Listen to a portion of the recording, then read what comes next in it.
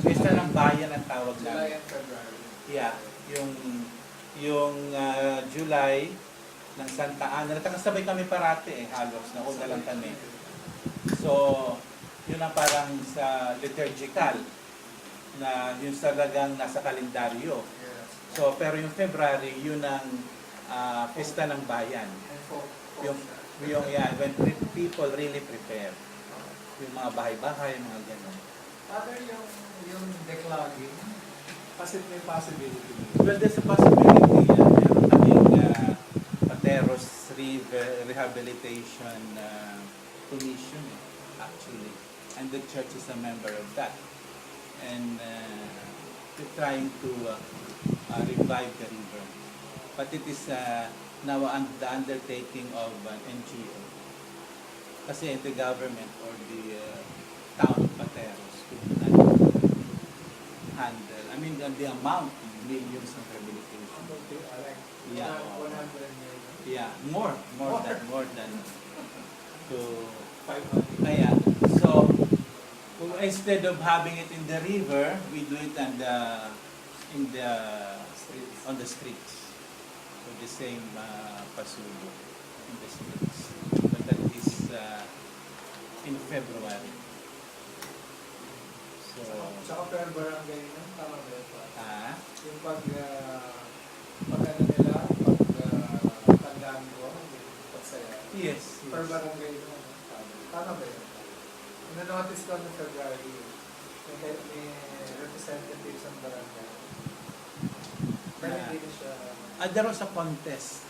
Barangay, may barangay. So, actually, the main procession,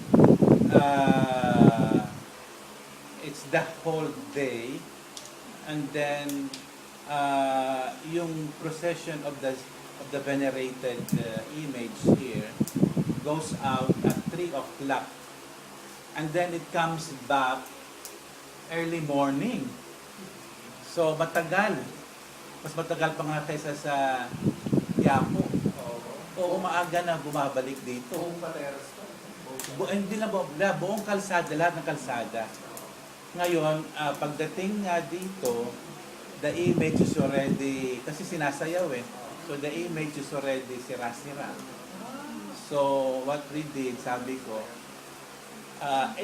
bawat araw, inassign na lang namin ng prosesyon para hindi na abutin ng madaling araw. Kasi pati yung mga yung mga musikero, walang-wala ng kera na. We have been going around the whole day, So, ginawa na namin hulog-hulugan na, I mean, every day mayroong procession in different barangays. Kasi gusto nila lahat puntahan.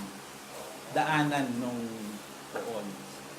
So, ganun din sa Santa Ana. They want na daanan lahat ng kalsada. So, hindi namin po, sabi ko, hindi po pwede yun. Kasi, yung para sa mga tao, mahirap din. Early morning to procession ka pa. Yes. Ganun. Ganun na lang. So, in the city of Manila, so meron pa rin ganitong pinapractice ng ganyan na hindi na kayo kailangan lumabas pa kung saan. You could see this more the Pandangguhan, the Balut Festival, the iba-ibang klaseng pagluto ng balut. So, this is my second year only in this parish, and I've been trying to discover many things and restoring actually what was originally how the church looked like. So what I'm restoring now is the altar. So when you come in February, I hope we will have a new retablo. This is an old retablo. Restore. The old, yeah, we will put it back. Kasi this was modernized. After Vatican II, I think in the 80s, they put up this, what you saw now, this modern retablo altar inside an old church. Because the church is old. Kaya ganun. So, I thank you, Professor, for the awareness of the rich heritage of the country. Professional organizational father. I mentioned that to you last time when we talked over the phone. Is Aliguyon University of Philippines Folklorism. Okay, that's good. Yeah, and we observed that even in Metro Manila, there are folk cultures that are celebrated, commemorated on an annual basis, and they're very much alive.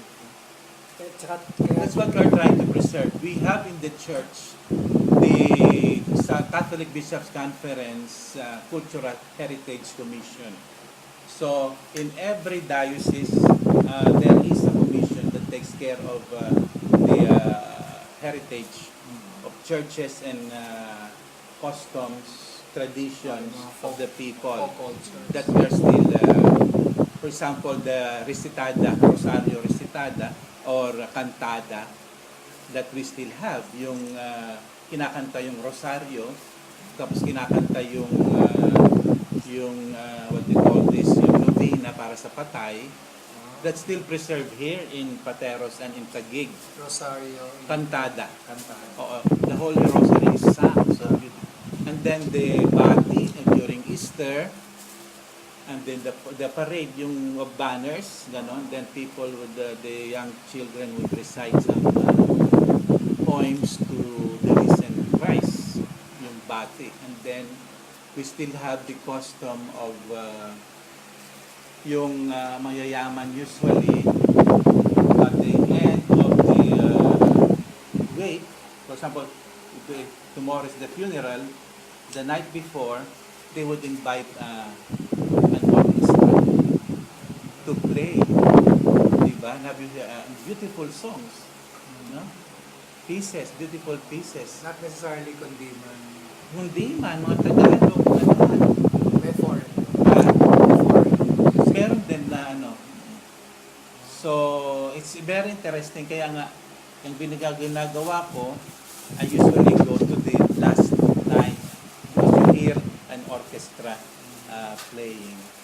So that is still being practiced here, which is not being practiced in Metro Manila. I mean, around Metro Manila. But in Taguig, Pateros, you still have What about the NCCA?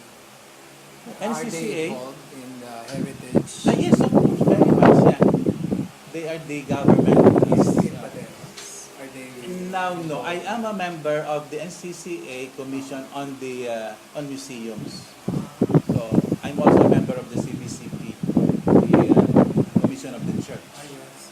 So I was assigned in charge of all museums, ecclesiastical museums, so church museums. So there's a collaboration. In fact, most of the membership of the NCCA are police. Really? Sa museum, no? In other areas din. Heritage. Oh. What about tourism?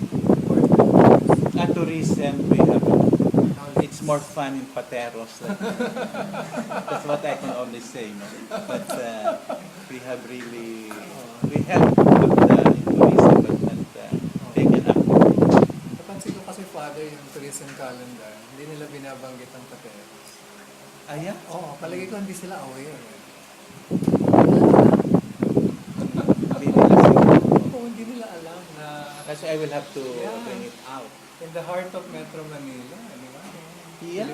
Filipino In cultures. fact, we have tried, we are going to, they showed the portion of Pateros Pandangguhan in a show, sa noontime show. Meron bang show time? Wow. Sa show time. Oo, nanalo nga kami you how many weeks eh. Pandango. Pandango. Pandango. Yung Pandanguan. Pero itong si Ann Curtis, she was asked to eat the balot. Nag-ano siya, yung balot siya, parang natakot siya. So, the people of Pateros was nagalit mga, ako nga nagalit, I told the mayor to declare her persona non grata. Kasi it is, Image, di ba? yeah, oo. Hindi daw siya kumakain ng balot, hindi, parang nagdidiri siya sa balot. So, that's proper to do it in the TV. And the balot here is may maliit lang yung bato. Oo, yung sisi. And malambot. Yung sisi, when it is The itik, bago. is also small. Yeah. I'll bring you to the store.